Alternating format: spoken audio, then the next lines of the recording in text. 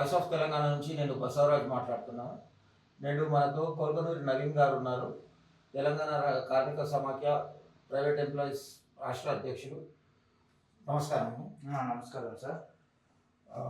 మన ఎస్సీ వర్గీకరణ ఆగస్టులోనే ఆర్డర్స్ వచ్చాయి. దాని తర్వాత ఇంకా వెళ్ళబడినట్టుంది. దాని గురించి మీ అభిప్రాయం ఏంటి? దీంట్లో ప్రభుత్వం ఏం చర్యలు తీసుకోవాలని కోరుకుంటున్నారు, చెప్పండి. సార్, గౌరవ ముఖ్యమంత్రి గారు యనమల రేవంత్ రెడ్డి గారు ఆనాడు ఎస్సీ వర్గీకరణ మీద గవర్నర్ గారికి ఆదేశాలు చెప్పైనా సరే ఆర్డినెన్స్ తీసుకొచ్చి ఖచ్చితంగా ఎస్సీ వర్గీకరణని అమలు చేస్తామని చెప్పారు. అయితే ఈ మధ్యలో కొంతమంది వ్యక్తులు వాళ్ళ యొక్క స్వార్థ ప్రయోజనాల కోసం రకరకాలుగా వాళ్ళు ఎత్తులకి పై ఎత్తులు వేస్తున్నారు. ఇది రాజకీయంలో భాగంగా జరుగుతున్నటువంటి విషయం.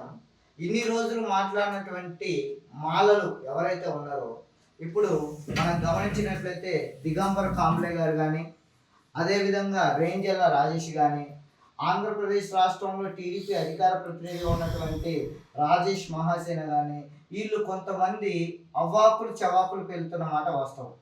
ఆనాడు మనం గమనించినట్లయితే కారంచేడులో దళితుల మీద దాడి జరిగినప్పుడు మాల సామాజిక వర్గం, మాదిగ సామాజిక వర్గం ఇద్దరు కలిసి అక్కడ ఉన్నటువంటి ఎవరైతే చెంచు రామయ్య గారి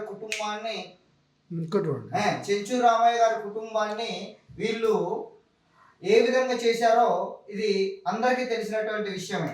ఇది తర్వాత 1994 నుండి ఎంఆర్పిఎస్ ఉద్యమం అన్నది చాలా బలంగా ఉర్రూతలూగించింది. ఈరోజు మాదిగ సామాజిక వర్గానికి ఒక పేరు ప్రఖ్యాతి ఉన్నదంటే మన్యశ్రీ మండ్యకృష్ణ మాదిగ గారని చెప్పక తప్పదు. ఈరోజు మాదిగలు వాళ్ళ సత్తా ఏందన్నది చూపించేటటువంటి రోజులు అతి త్వరలో దగ్గరగా ఉన్నాయి. మనం గమనించినట్లయితే మా డిసెంబర్ 27వ తారీఖు మొదలైనటువంటి ఈ ఉద్యమం ఫిబ్రవరి 3వ తారీఖు లక్ష డప్పులు 1000 గొంతుకులతో ఏ విధంగా ఉంటుందో చూపించగలం. ఈరోజు మనం గమనించినట్లయితే మాలల్లో ఉన్నటువంటి మేధావులు ఎవరైనా ఉన్నారా అంటే గద్దరన్న గారు, అదేవిధంగా బొజ్జ తారకం గారు, కత్తి పద్మారావు గారు. ప్రస్తుతం కత్తి పద్మారావు గారు అయితే ఇప్పుడు ఉన్నారు. ఆయన ఎందుకు మాట్లాడట్లేదు? మాలల వల్ల మాదిగలు నష్టపోయారన్న విషయం ఆయనకు తెలుసు కాబట్టి ఆయన మాట్లాడట్లేదు. ఈరోజు వీళ్ళు కొంతమంది వ్యక్తులు ఏంటంటే వాళ్ళ యొక్క స్వార్థ ప్రయోజనాల కోసం అవ్వాకులు చవాకులు పెళ్తున్నారు. కానీ మాదిగలకు అన్యాయం గత 30 సంవత్సరాల నుంచి జరుగుతుంది సార్. ఎస్సీ వర్గీకరణ ఖచ్చితంగా జరిగి తీరుతుంది. ఎస్సీ వర్గీకరణ అన్నది ఒక ఎవరో ఏ రాజకీయ పార్టీకి అనుకూలంగా కాదండి.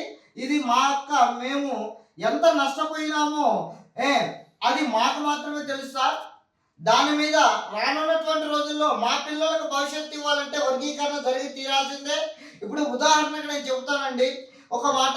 ఇప్పుడు ఒక తల్లికి 2 కొడుకులు ఉన్నారనుకో, వాళ్ళు పెళ్ళైనాక ఎందుకు వేరుపడతారండి? ఎవరి సంసారం వాడితే వాడి సంపాదన వాడిది అవుతుంది. ఇప్పుడు మనకి ఎంతమంది ఉన్నారు? 59 మంది ఉన్నారు. మన ఇద్దరు పక్కకు వస్తే 57 మందికి నష్టం జరుగుతుంది. మరి వాళ్ళకి మనం పనిచేయాల్సిన బాధ్యత లేదా? ఆనాడు ఇంకో మహత్కరమైనటువంటి విషయం, 2004లో చంద్రబాబు నాయుడు గారు ముఖ్యమంత్రిగా ఉన్నప్పుడు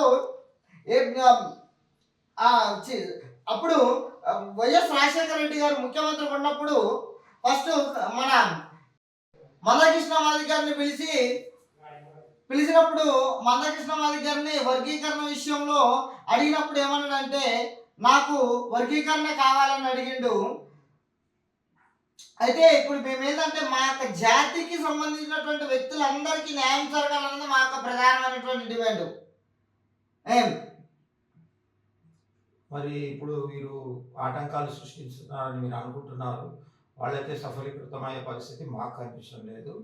ఇప్పుడు ఎందుకంటే ప్రధాని నరేంద్ర మోదీ గారు హక్కును చేర్చుకొని మందకృష్ణ మాదిగ గారికి మాట ఇచ్చారు కాబట్టి తప్పకుండా చట్టం వస్తుంది. ఆ చట్టం రావాలని కోరుకుంటున్నాను. ఇంకా మీరేమైనా చెప్పదలుచుకున్నారండి? ఎందుకంటే మీరు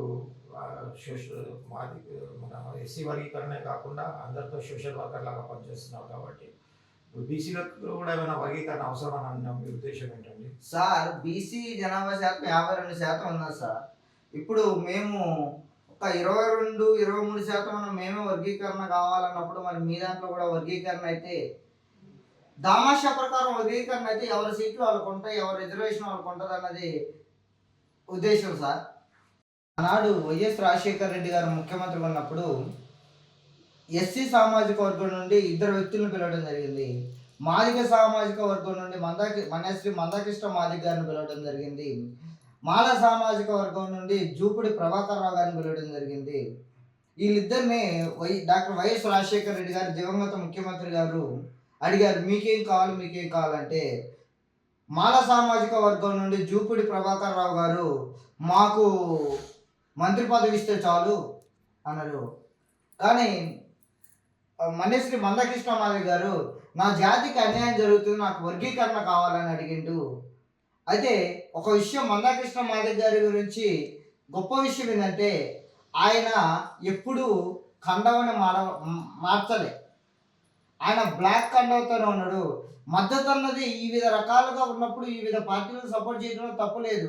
మన చేతికున్న 5 ఏళ్ళే కరెక్ట్గా లేనప్పుడు పార్టీలలో గ్యారెంటీ ఏముంటుంది? రాజకీయాలలో ఎవరు శాశ్వత శత్రువులు కాదు, శాశ్వత మిత్రులు కాదు. మందకృష్ణ మాదిగ గారి మీద రేజర్ల రాజేష్ అనేటువంటి వ్యక్తి ఆనాడు ఒక సభలో చవట అన్నాడు. ఆయనకున్న అంత ఎక్స్పీరియన్స్ కాదురా బాబు, నీ యొక్క వయసు కాబట్టి నువ్వు ఆ మాటలను వెనక్కి తీసుకోవాలని ఈ Telangana voice of Telangana studio నుంచి నీకు హెచ్చరిస్తున్నాను బిడ్డ, ఖబర్దార్, జాగ్రత్త. శ్రీ కొల్కనూరి నవీన్ గారి అభిప్రాయాలు మనం విన్నాము. వారి ఆవేదన ఆకాంక్షలు అర్థం చేసుకొని ప్రభుత్వం త్వరలోనే సరైన పద్ధతిలో వర్గీకరణ ప్రక్రియను పూర్తి చేస్తుందని ఆశాభావం వ్యక్తం చేస్తూ ఇట్లు Basavaraj from voice of Telangana.